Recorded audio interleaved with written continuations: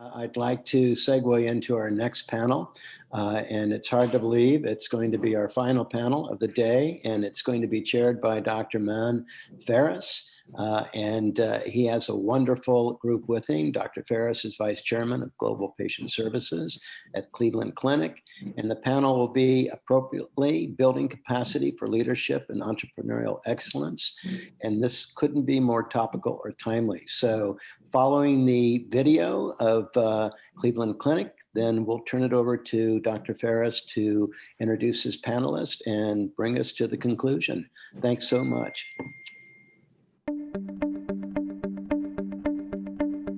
Having an illness and have to go out of our country with another language, with another people, is very hard. طبعاً ابتعدنا عن الأهل والأقارب وارتباطات العمل. The culture, the environment, everything is different. Al decidir viajar, confiamos mucho en los resultados, pero también teníamos miedo.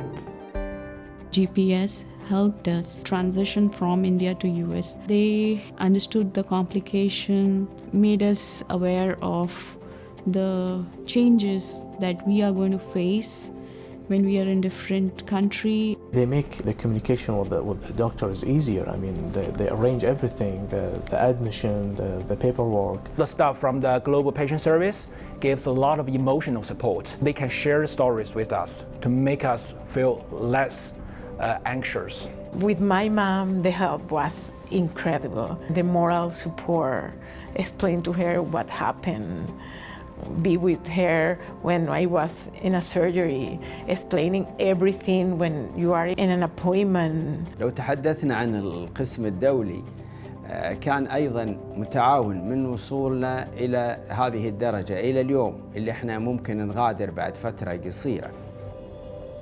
We were asked by a visa officer, do you have any relatives or friends in the US? And the first name come to my mind is a staff's name from Global Patient Service. GPS did holistic approach in making us feel that we are taking care of you as family. Somebody was always available there for us. We never felt that, oh, we are from different country. Cleveland Clinic is a place that I can call home, family, and the Global Patient Service help is incredible because now I feel I'm Clevelander.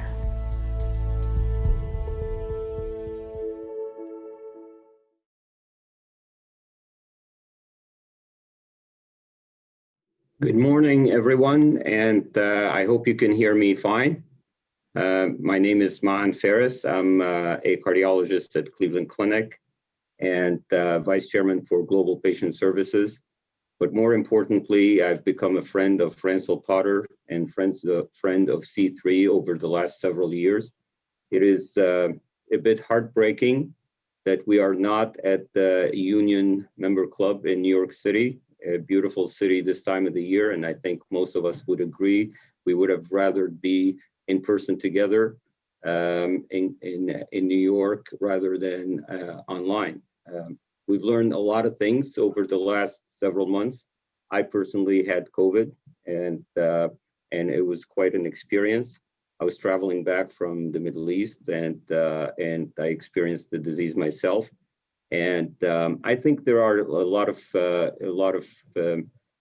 things that we've learned globally about ourselves, about the healthcare systems, and about education that we would like to share together. I was fascinated by the previous panel.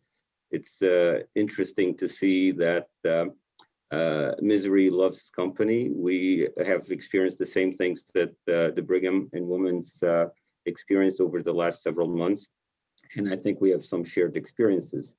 But my panel today is about building leadership and the entrepreneurial excellence in the Middle East.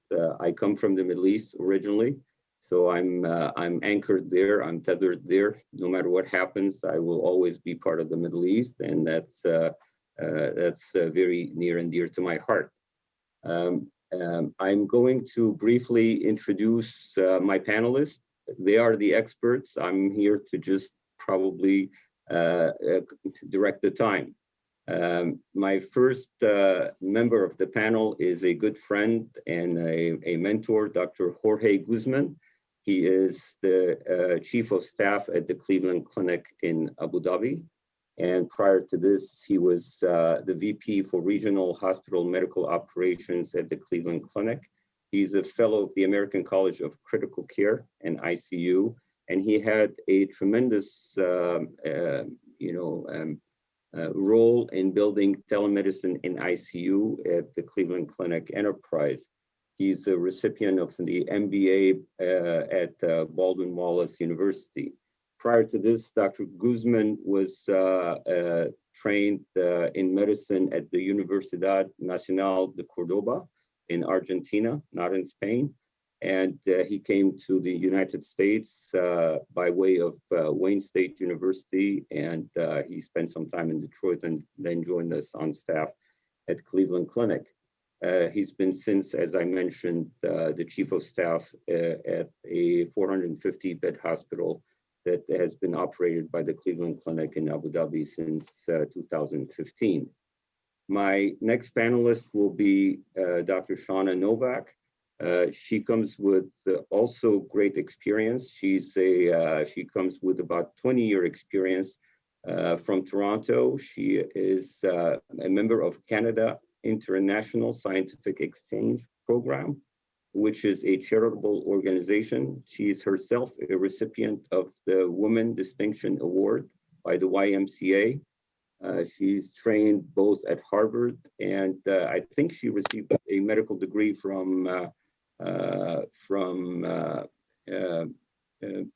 she received her medical degree from Tel Aviv. She's an expert on conflict resolution, not to say that this panel will have any conflict, but she will give us some enlightening experience, I hope, from her work, from her previous work. I see that Jorge has just been able to overcome the technical challenges in Abu Dhabi and is smiling, so that's a good thing to see. Jorge, I've already introduced you if you didn't hear. And back to Shawna. I think Shawna will bring a tremendous depth to this panel because she worked both with high-end entities, but also in areas where there is a tremendous need for building capacity and building or exchange of knowledge. And of course, my other panelist is Liz Beneski. We have not talked about the entrepreneurial aspect yet, or she will bring us that entrepreneurial aspect, the business depth, and her tremendous experience both in the U.S. She operated and owned hotels and many hospitality franchises here in the United States. But I think there had to be an interesting lure for her to go to the American Chamber of Commerce in Abu Dhabi. And I can't wait to hear her experience, her take on what does it take for someone to be successful in a place thousands of miles away from home, and how do you bring that value? I'll start with Dr. Guzman, since he has been able to join. And Jorge, as we chatted a few days ago, I would really love to hear your experience, how challenging it may be. Now, most of us would say, okay, well, I can do this, I can do that. But when you are transplanted thousands away from home, literally, to go into a hospital, a newly built hospital that does not have 100-year experience, that does not have the same infrastructure, and to bring capacity yourself to overcome those challenges and to make an assessment of the environment around you and to use a metric for those needs. Can you share with us your personal experience? Sure. Well, it's a pleasure to see you. When I signed up, you were telling about my involvement with technology, with e-hospital and so on. And I said, how come I barely was able to log in with Zoom in time? So listen, I'm very happy to be part of the panel, and thank you for the opportunity to share my experience. I think you highlighted on a number of critical issues that are important when you migrate from your area of development and comfort. So coming here to Abu Dhabi has been a remarkable experience. But as you mentioned, we were transplanted in a environment that was totally new to us, and had many different challenging aspects. First is the relocation to a different area. Second is the dealing with a totally new hospital setting. Third is the fact that we have members from 85 different nationalities trying to do what we do in Cleveland. So from a leadership perspective, this, I think, highlights to the extreme what is taught in many business schools, and what people frequently cite, this VUCA environment, meaning vulnerability, uncertainty, ambiguity, and complexity. Well, you have them all of them together in a journey like the one that we have embarked here in Abu Dhabi. It's been a remarkable experience where you have to adapt to the culture, integrate with the local people, the local staff, understand the mentality of local leaders and how they do business, and how do we relate to each other. Understand the differences in cultures, and figure out how you navigate, how to provide feedback, how to do business, how to negotiate. I think that all of these aspects of a multicultural environment are highlighted to the extreme in a project like we have here in Abu Dhabi. And frankly, from a personal perspective, I couldn't have been more blessed to be involved in this, because as you imagine, you grow tremendously by doing this. And as a matter of fact, when we were talking about the experience, I proposed to my colleagues in Cleveland that for every year spent here, you accrue 3 or at least 3 years, if not 5, in your retirement plan, because it's a fast-paced experience, but very, very enriching. So couldn't be happier to be a part of this, to still be involved and growing in this and learning. Of course, we learn every day. And I wouldn't have changed this for anything in the world. So, all right, please hold some of those thoughts. We're going to come back. We're going to get back to your experience, the challenges of your experience with COVID, and more importantly, the way you have measured the needs of the environment around you, and how can you tap into the local talent, and how can you build into the local talent, and how do you measure success in this?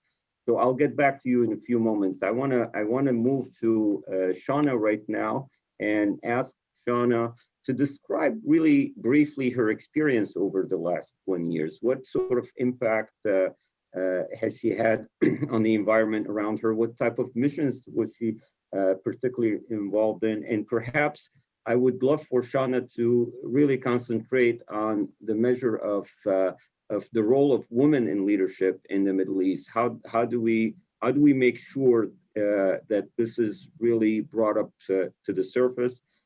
I think, and again, I preface by saying that I am from the Middle East, and I think it's not just a stereotype that women's role was not highlighted in the past. But there has been a seismic change in the Middle East over the last several years. So I'd love for Shawna to give us a little bit of her experience on this and some of the challenges that she's met with conflict resolution. Shawna?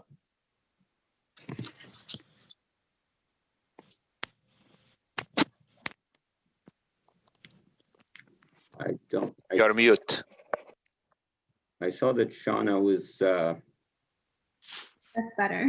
Sorry about that. Okay, perfect, yeah.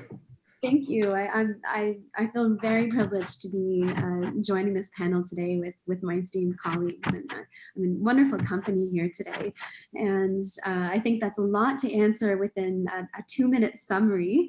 So I'm going to try to give you a little bit of background, and then maybe we could tease some of these details out within our conversation. I'm Dr. Shawna Novak. I'm with the Canada International Scientific Exchange Program. The focus of SISIPO, we call it SISIPO because that's the acronym, is to do health system strengthening. And so we sit right at the intersection of global health and peace building, because the conditions for health are predicated on peace, and there's interrelationships between peace and good health. So we focus on building dignity through strengthening healthcare systems with a specific focus on the health workforce strengthening.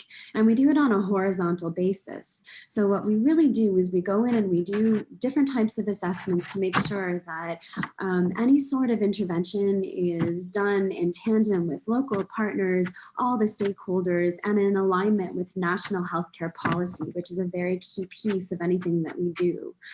So the work that I've done with SISIPO has been interesting because it's really blended my clinical background, which is in cardiology, with global health delivery and also conflict resolution, because a lot of this work needs to address cultural sensitivities and socio-political barriers in order to ultimately address the crux of what we're getting at, which is health system strengthening. So we're really pulling in all these different aspects. And it is true that over the past several years, there's been a tremendous shift towards improved gender equity within the healthcare workforce, as well as addressing the specific needs of women as it relates to the social determinants of health. And so this pandemic in particular has had a disproportionate effect on women and girls, as is consistent with what tends to happen during natural disasters or epidemics, where most vulnerable populations tend to be disproportionately affected. So the silver lining has been within the context of health system strengthening interventions, and through the use of all the digital innovations that have developed over the course of the past 8 months, we've really been able to look at new methods and new frameworks to be able to address the needs within female workforces and also female healthcare needs within the context of horizontal system interventions or system strengthening, as opposed to vertical system strengthening, where we focus on one particular aspect, like general internal medicine or chronic care, rather than horizontal, where we're looking at supply chain, we're looking at primary care, we're looking at the system that it takes in order to support, for example, one specific disease. So my work has taken me to many different countries in the Middle East, including the GCC countries. I spent a lot of time working with Israeli-Palestinian healthcare system, Jordanian healthcare systems, Tunisia, Yemen, the UAE, specifically within Abu Dhabi. Also, we've worked with Saudi Arabia and Qatar. All of our programs have been focused on the training aspect. And then the idea is the training aspect is something that lays a foundation that you can build upwards on for system strengthening.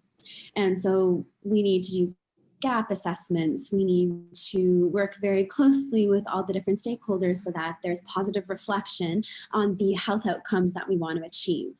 So the way that I've worked within SISIPO is to situate ourselves in a position where we're tied closely to academic institutions, like, for example, the University of Toronto.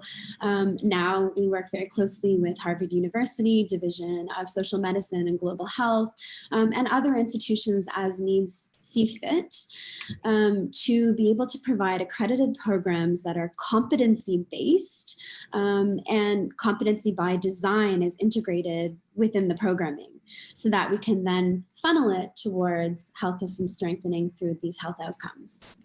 This is really terrific, very appetizing for the next 40 minutes or so.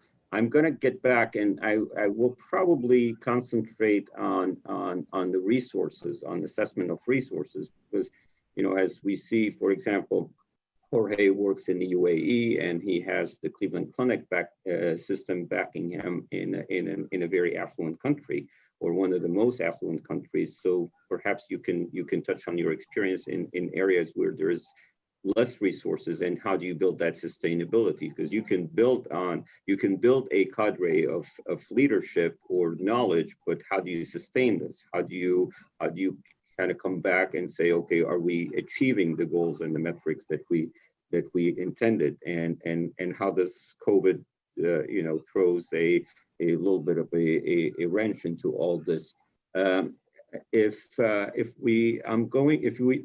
you both don't mind, I'm going to move to Liz Beneski right now and give her the opportunity to share with us really what she does and what's her role in Abu Dhabi, and then we can get back into this fireside type of chat, if you don't mind. So Liz, the podium is yours.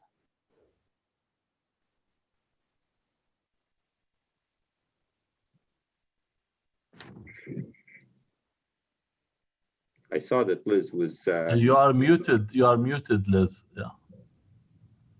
I'm going to need that on a t-shirt one of these days. Good evening, everyone. So live from Abu Dhabi, across the water from Dr. Guzman, and across the sand from Dr. Novak, and across the miles to Dr. Faris.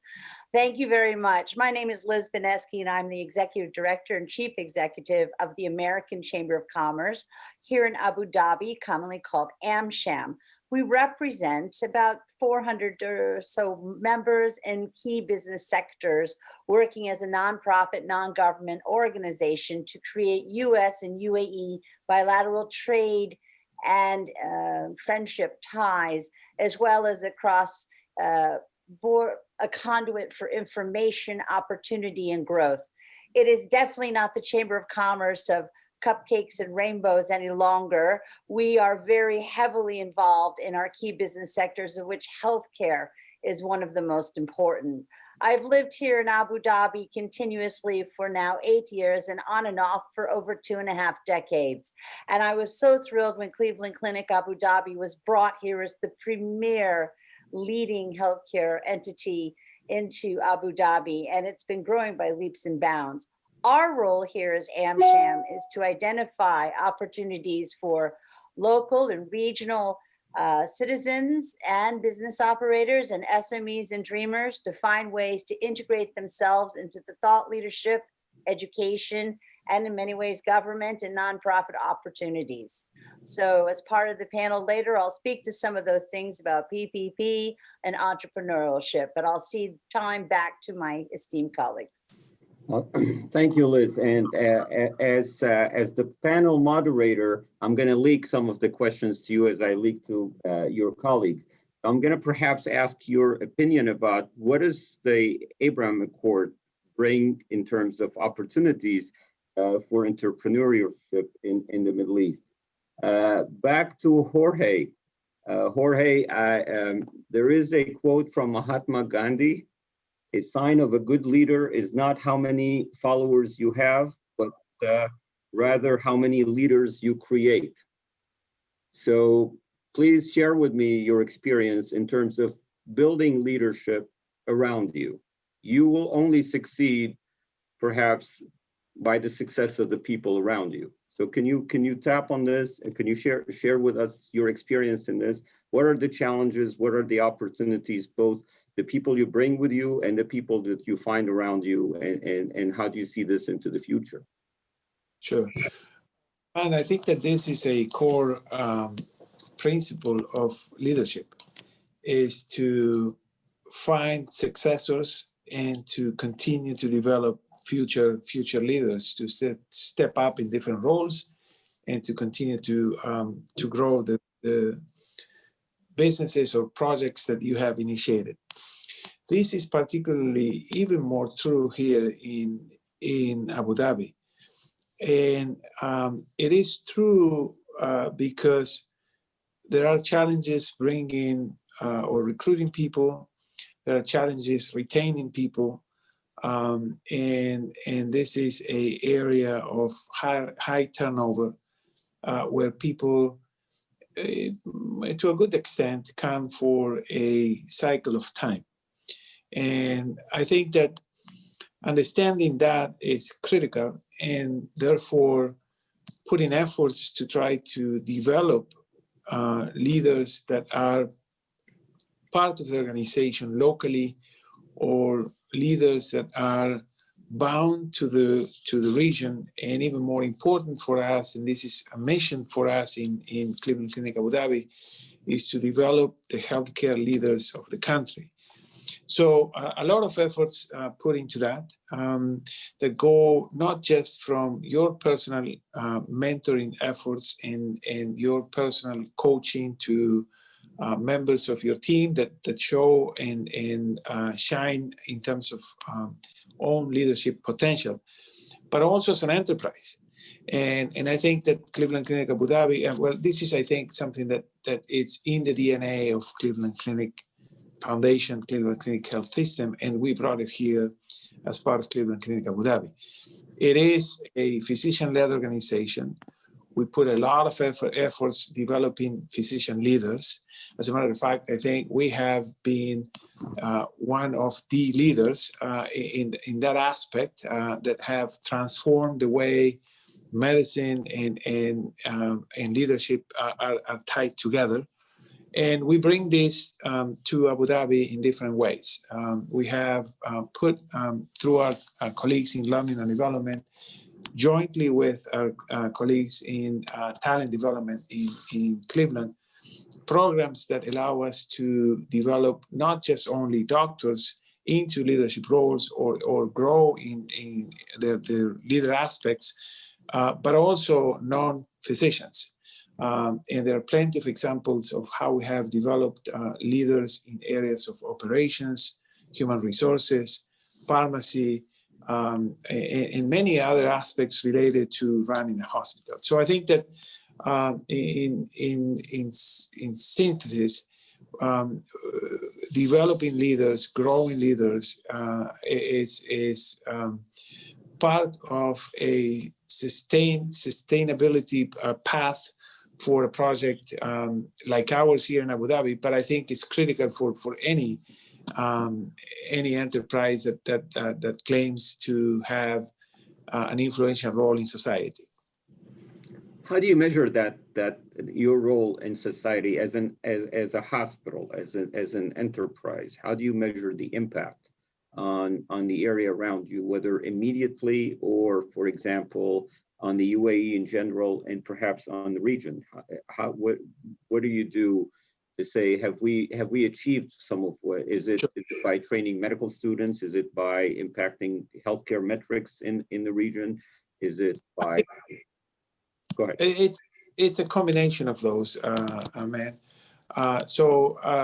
If you look at from the most classical aspects of developing and training physicians, we initiated internship programs, residency programs, and we are about halfway our first graduation for the residents in internal medicine, surgery, and ophthalmology, which were the first 3 ones. But we have also established partnerships with Khalifa University to train local students. We have also embarked in developing nursing schools, respiratory therapy schools. So that is, while you may say, well, this is not just leadership development, this is growing the future of healthcare for this part of the world. Number one. Number two, when you look at our commitment to develop physician leaders, we are establishing a path. When you say how you assess success, we have committed to a number of positions that in a period of about 10 years from now are expected to be filled by local physicians. So I think that by Emirati doctors. So I think that that's a commitment that we have made, and we are holding ourselves accountable to metrics that are very concrete. When you look at non-physicians and leaders, I think that we have in this sense established a great partnership with Cleveland Clinic, where fellows graduating from healthcare administrative programs soon after graduation come here.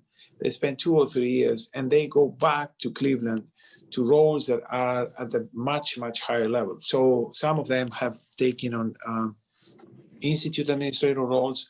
Others have taken on roles in the region. Others have gone to different hospital systems and become chief operating officers. So I think that these are different ways of assess the success of the program and to make sure that we keep thriving to develop the future of healthcare. Thank you. Perhaps when I get back to you, Jorge, we can talk about what have we benefited as a healthcare system from our experience there. So it's an exchange of knowledge. I strongly believe in that, and I think Shawna has also mentioned that during our conversation a couple of days ago. You know, how do you measure this exchange of knowledge? How do you implement exchange of knowledge? Because all of us know that when we go somewhere, when we give a lecture, we learn. We learn from the environment around us. When I'm sitting with the three of you right now, I'm learning. I'm really being exposed to things that I may not know. So Shawna, can you please tell us about your experience in areas of the world where the resources are limited and the challenges are surmountable but large, and there may be a conflict in the area? Can you share with us some of your experience in that regard?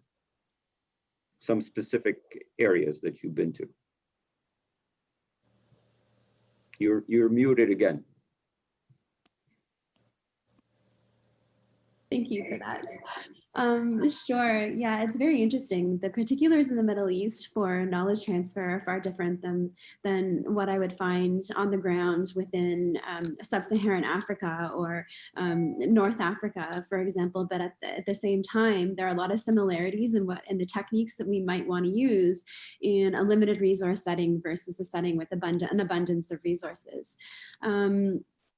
Now, for example, we have do you want me to focus on our work in Africa, or do you want me to focus on? Well, since we're talking about the Middle East at large, I don't mind if you talk, of course, I don't mind if you talk about Africa, but if you can give us, for example, your experience with the Palestinians or between, sure, in that part of the world. We all know it's a sensitive part of the world. We all know, we're looking forward to peace, and we're looking forward to improving the lives of those around us. I think we as physicians, we have that burden to make sure that the lives of people around us are improved on a day-to-day basis. So, and when I read your CV and when I read your background, there's probably no better implementation of this. You know, you've trained in Israel and you're helping the Palestinians, and you work in Jordan and in the Middle East. This is the future, as far as I'm concerned. So please tell us some specifics about that experience. Yeah, a lot of the way that we're able to work within conflict zones or different settings where there are social political considerations is that we very effectively use the Canadian umbrella and a pro-partnership approach, which enables all partners to come together underneath this Canadian umbrella with the impression and the understanding and the social purchase that participating in the programs means subscribing to a set of values based on mutual respect, based on multilateral knowledge transfer, based on engagement with the global community. So within our Palestinian program, we're working, yes, definitely within a limited resource setting, and each region or each governorate within Palestine has a different character and different set of needs and cultural sensitivities specific to it. So what we really have tried to do is focus on both the dignity aspect and the knowledge transfer aspect on a larger scale. So what Dr. Guzman had mentioned with trainees going back and forth from Abu Dhabi to Cleveland Clinic is similar to what we've done on a completely nonprofit basis with our Palestinian trainees, not just within medicine, so not just for physicians, but also for community health workers, for allied health, so physiotherapists, occupational therapists, midwives, accredited professions, and doing so if they're by helping to provide that training locally. So not just the way Dr. Guzman had mentioned with actually taking trainees out of the country and giving them exposure to different healthcare systems like in the US, but also to work to be able to establish a return of service component to it, where we're actually building up a training program locally. And within our Palestinian programming, which is quite broad, we've again taken a horizontal approach, which focuses very much on provision of primary care services and then de-siloizing healthcare based on that. So if we focus on primary care provision to achieve universal health coverage, which is one of the aims of all programming that we do, then it also allows us to build in women's healthcare programming. It allows us to build in a cardiovascular training program, CV surgery tied together with that. It allows us to address dementia. It allows us to address specific needs related to pandemic relief at the community level. And so really what we want to do is we want to look at de-isolation. And with the Palestinians, they've been isolated academically, clinically. It's been it's an inopportune time for them to be able to connect with international partners and do so in a safe space where they can really focus on acquiring professional competencies, which is what we've done. Is we've created an opportunity where we have a Palestinian hub, essentially, which is connected to other hubs within a large global knowledge transfer network. So say, for example, I wanted to work with Dr. Guzman in Abu Dhabi, and we have a strong relationship with other academic partners in Abu Dhabi, then we'd be able to connect them within the global knowledge transfer network, have knowledge transfer, so that our Palestinian colleagues who have an identified gap in, say, CV surgery would be able to both share differences in approaches to practice locally from within, say, Ramallah, or within Hebron, or Kalkilia, to Dr. Guzman and his team in Dubai. And essentially they'd be doing it under a Canadian umbrella, which creates that safe space, which is pro everybody that engages.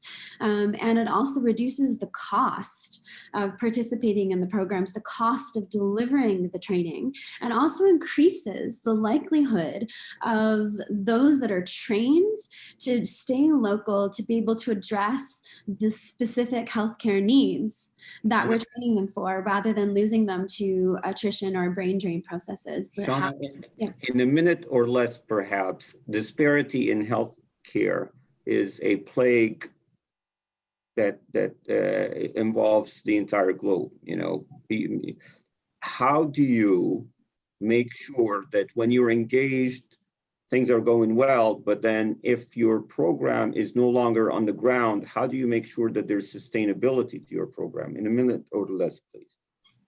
So in terms of programming being on the ground, one of the beauties of delivering competency by design programming or utilizing telehealth technologies, satellite frameworks, this type of infrastructure, and a CPD based programming framework as well is that there are always local leaders, champions of the cause, or who are affiliated within the programs, whether they're individuals or whether they're academic or healthcare centers. So I don't need to personally be on the ground. Somebody from Canada doesn't necessarily need to be there because we're training locally and the needs are defined by local participants within the network, so that if something is needed, they can very quickly activate anything within the network to be able to access the specific type of training that they need within this knowledge transfer network. And that's what assures long-term sustainability. And that's what ensures that there's responsiveness built into any training intervention on the ground. Thank you.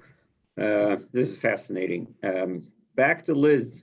Ms. Beneski, can you please, I think somebody needs to be on mute.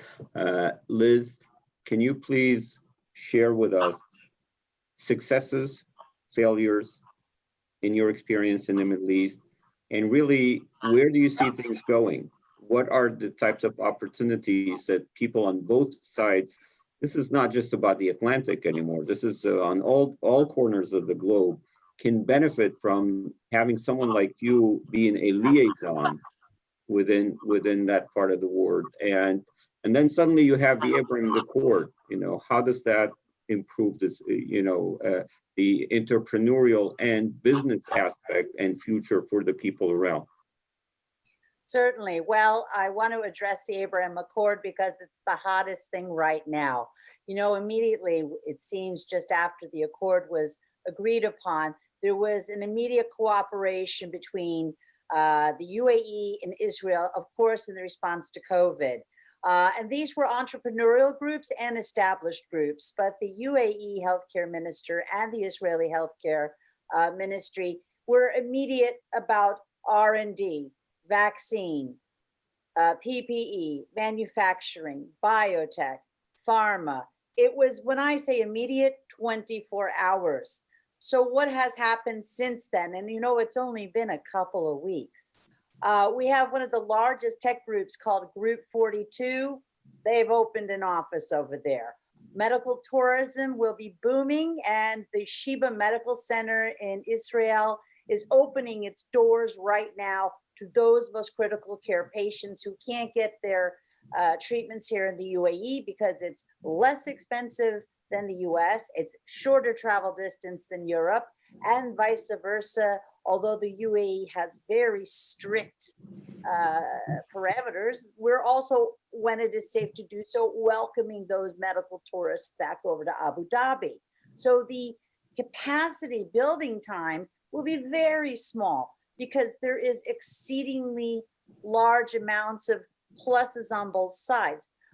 AmCham Israel and I speak about every third day, and I learned that there's over 300 R&D centers in Israel. And of that, 40% represent pharma and biotech, something that this country greatly appreciates. The Department of Culture and Tourism in Abu Dhabi has a signed MOU with the Medical Tourism Association of the World. So aside from Abu Dhabi just now targeting Russia, China, and overall GC, imagine this bubble that can occur for Israel and the UAE in the areas of cardiology, where Cleveland Clinic is, of course, excelling, oncology, where we have great doctors, and an additional center from Cleveland Clinic being opened up in, I think, about a year and a half.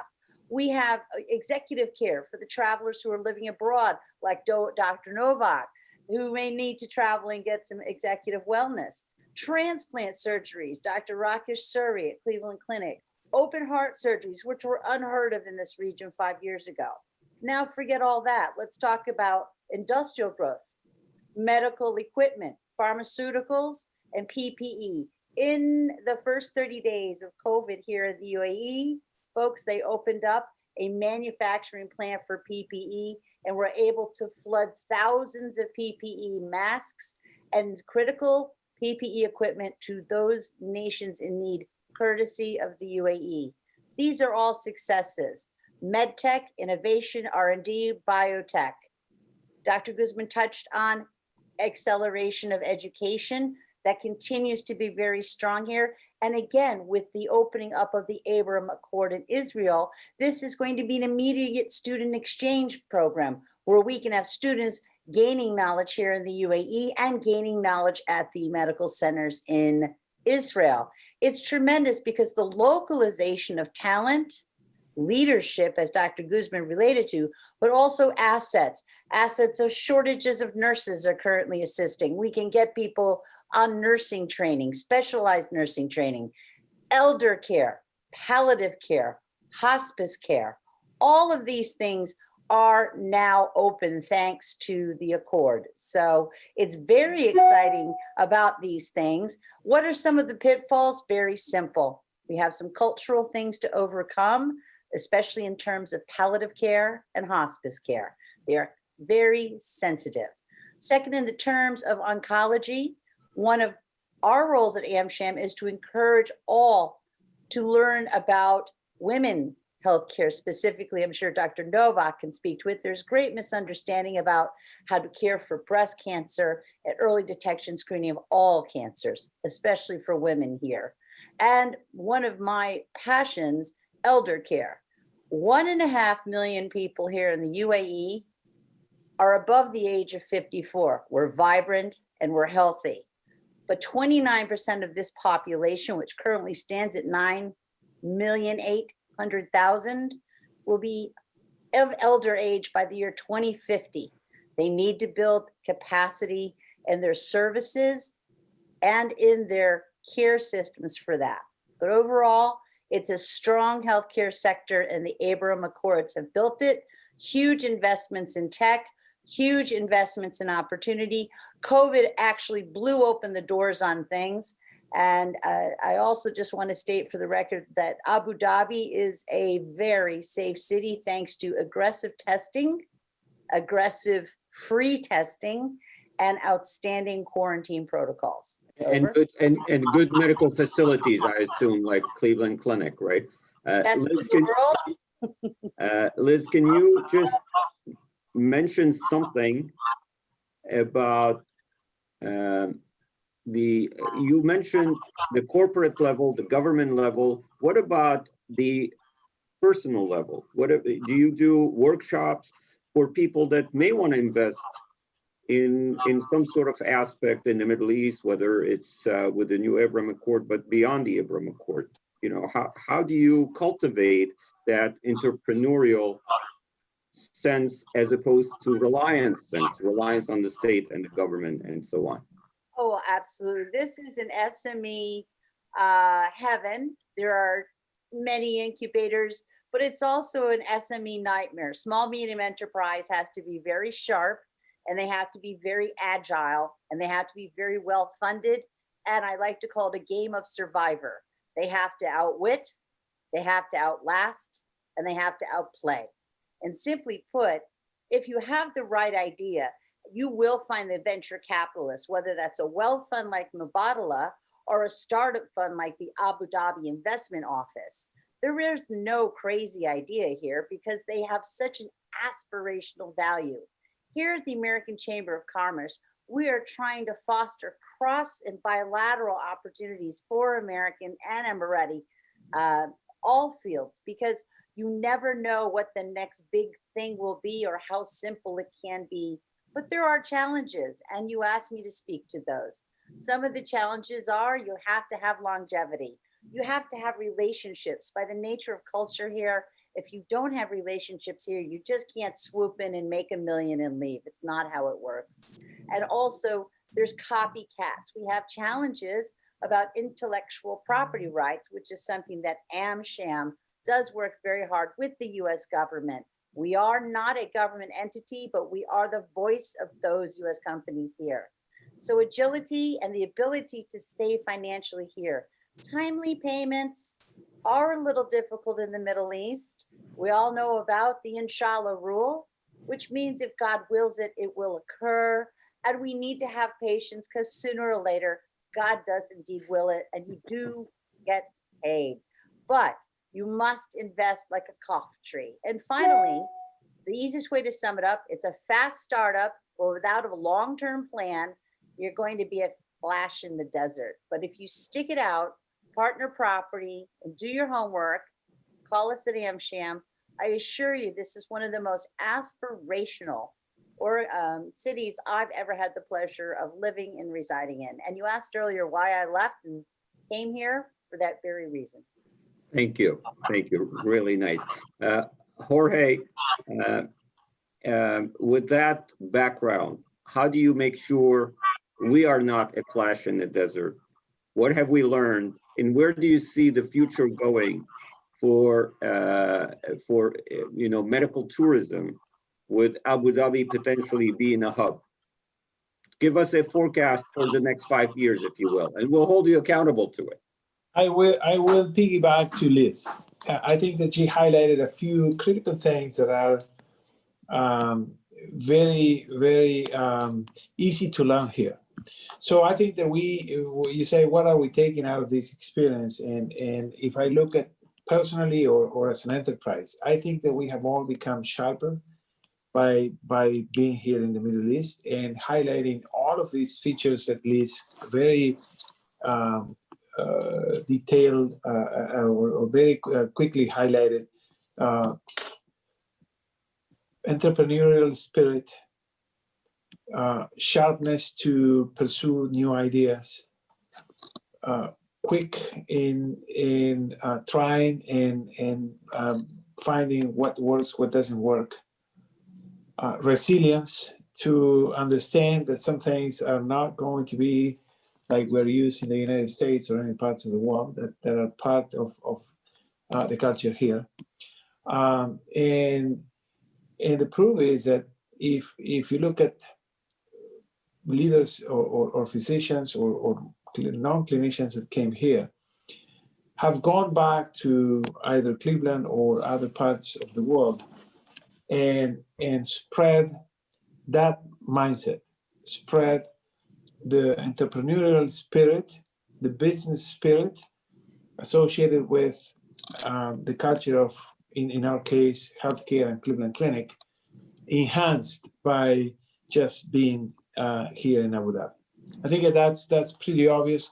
We are looking at the way opportunities come here, the way we have started to partner with venture capitals, with early startups, to apply technology, to apply new concepts into our day-to-day operations in healthcare. And you're quickly starting to get the fruits of that.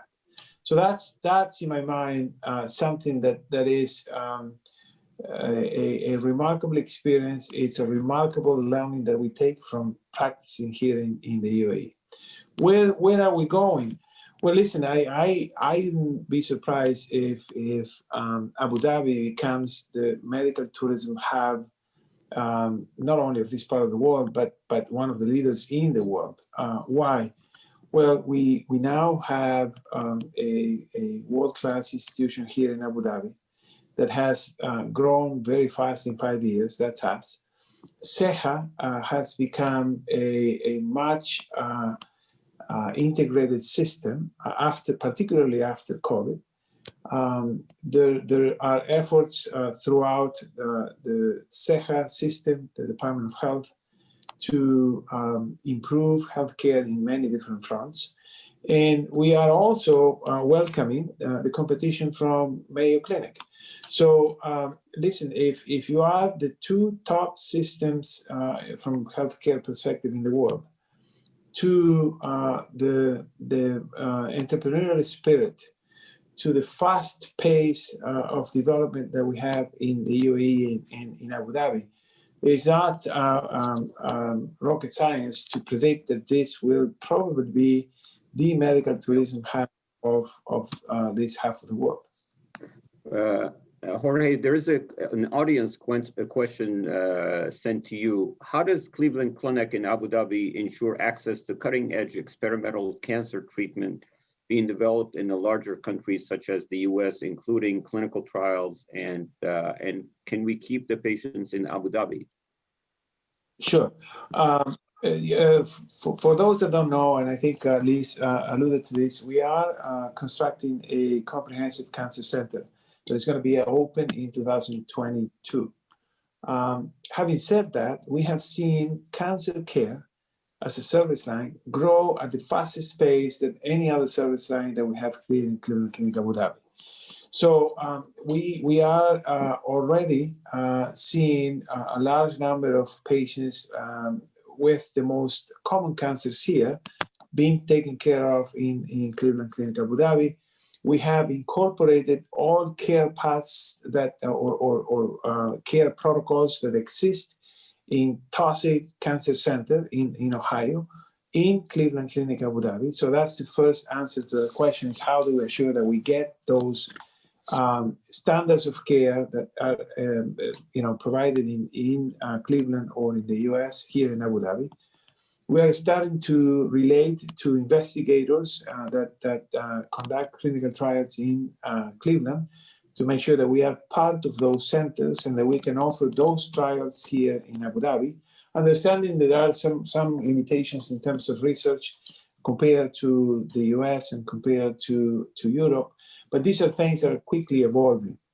And furthermore, and I think that this is the most exciting news of us for cancer, is we are partnering or starting to partner with Dr. Chan and the Center for Emerging Pathogens that has recently been built in Cleveland, and the Center for Immune Oncology, which is also a new center that has been built in Cleveland with branches now in Florida.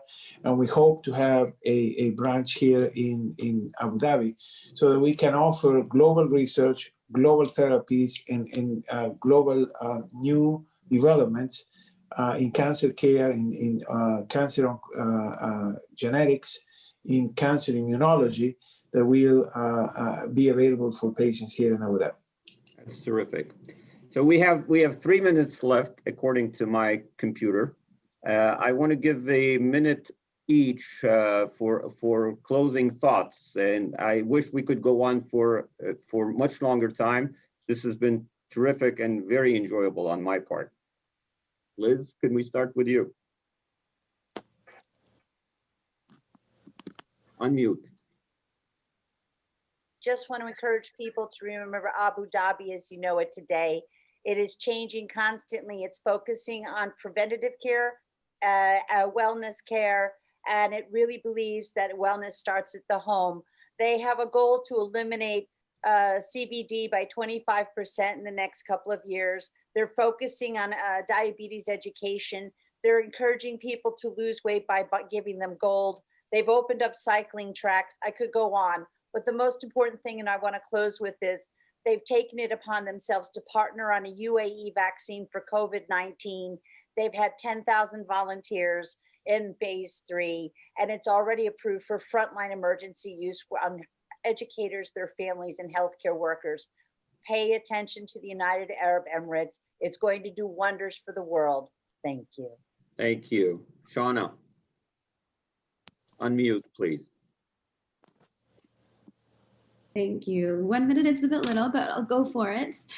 I think that as a health system strategist for health leadership, we really need to think clearly about ways that we can create locally driven training programs that specifically address gaps in a responsive way, that's competence-based and integrated with soft skills for character building for leadership as well, because there's so much skill and talent in the Arab world. And if you're training with the soft skills, then there's a better receptiveness to adapt a competency-based framework for learning in any discipline. And this also bodes well for addressing the needs with training a strong women's healthcare workforce. And that can be tied in together with mentorship, with system support, and transformative gender equity, so involving men and women together through continuing professional development in order to ensure that we've laid a solid framework across the board. The last component that I really would like to emphasize is the need to have collaborative multilateral knowledge transfer. So engagement with the global community for a transfer of best practices on an ongoing and responsive basis. Thank you. Jorge, any closing thoughts? Well, listen, man, I think that there couldn't be a more fertile ground for development, innovation, and entrepreneurship like the UAE. Visionary leadership, great partnership, at least in healthcare, between Department of Health, between Mubadala and Cleveland Clinic Foundation. So this couldn't